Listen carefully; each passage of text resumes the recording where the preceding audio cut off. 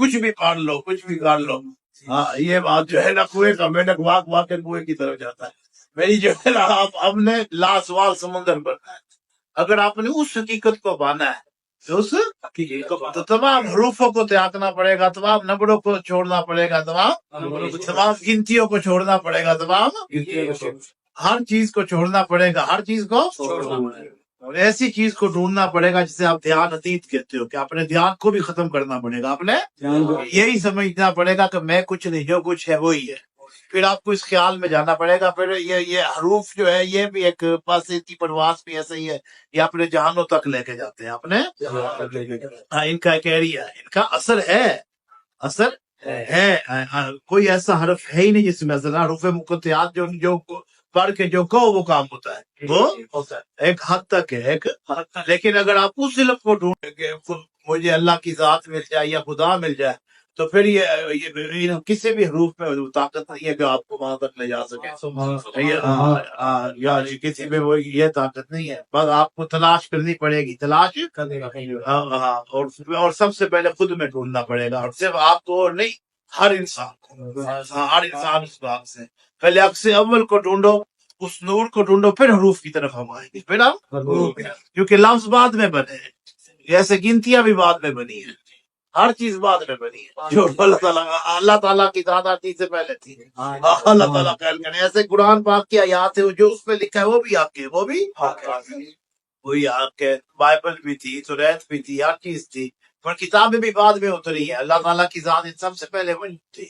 لیکن میں سچ لکھا کہ لامی یولد، یہ سب بات سورۃ اخلاص میں اس کی سچی صفت ہے. یہ سچی صفت. اگر آپ لامی یالد ولام یولد کو بھی ہم پکڑ لیں تو ہمیں سمجھ آ جاتی ہے، سمجھ آ جاتی ہے کہ ہمارا حقیقی مالک کون ہے، ہمارا حقیقی مالک. حضرت آدم کے ماں باپ نہیں تھے، حضرت آدم کے، لیکن وہ مٹی سے بنے. اس کا مطلب کوئی چیز تو اس سے پہلے تھی نا، جس سے وہ بنا جو ہے بات کرنے والی ہے.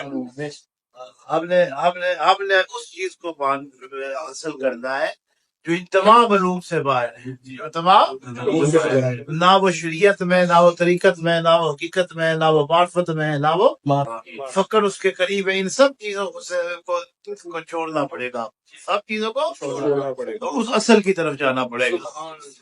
اس مقصد یہ آپ کو ایسے ہی کہ اللہ نے ایک کھیل کھیلی ہے، ایک کھیل یہ ہے کہ اپنی پہچان کے لیے انسان کو بنایا ہے، اور اسے اینک بھی وہ لگا دی ہے جس میں دکھائی کچھ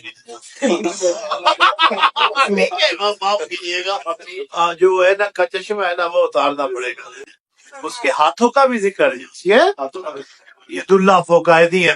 ید اللہ، میں نے اپنے دو ہاتھوں سے آدم کو بنایا. اس کے ہاتھوں کا بھی قرآن میں ذکر ہے، لیکن وہ انسان کی طرح کے نہیں ہے، وہ انسان کی طرح کے نہیں ہے. اس کے ہاتھ، اس کا جسم ایسا نہیں ہے کہ کوئی انسان بیٹھا. جیسے کہہ لو جیسے آپ ایک بادشاہ تھا، پورا ملک اس کے ہاتھ میں تھا، یعنی اس کے قبضے میں تھا. اس کے اب یہ ظاہری نہیں پورا ملک ایک آدمی کے ہاتھ میں تھا، یعنی اس کے قبضے میں تھا، اس کے حکم میں تھا. اس کے یہاں مراد یہ ہے، یہاں مراد یہ ہے. لیکن ہم یہ مانتے ہیں کہ اللہ تعالیٰ کی جو پاک ذات ہے یہ وجود سے برتر ہے، وجود سے ماورا ہے. جیسا کہ مثل اس کے کوئی چیز نہیں ہے کوئی. لیکن وجود کا بھی ہم انکار اس لیے نہیں کر سکتے کہ قرآن میں اس کا ذکر ہے، لیکن اس کی آنکھیں بھی ہیں، لیکن وہ مخلوق کی طرح نہیں ہے جیسے کہ انسان کی آنکھیں ہوتی ہیں. جیسے کہ ایسی آنکھ نہیں ہے، وہ ایسا ہاتھ نہیں ہے جسے ہم دیکھ سکیں، جسے آپ مشاہدہ کر سکیں، جسے آپ وہ ایسا بالکل نہیں ہے انسانوں سے ملتا ہوا جیسے ہم ایک دوسرے کو دیکھ لیتے ہیں. وہ ایسا نہیں ہے، وہ ایسا اس کو دیکھنے کے لیے خود سے گزرنا پڑتا ہے، خود سے. ہاں، ہاتھوں کا بھی ذکر ہے، لیکن وہ ایسا نہیں ہے جیسا کہ انسان کا روپ ہوتا ہے، رنگ ہوتا ہے، ویسا نہیں ہے. برابر تو انسان سے بڑا آسمان ہے جس میں وہ گھوڑا ہے.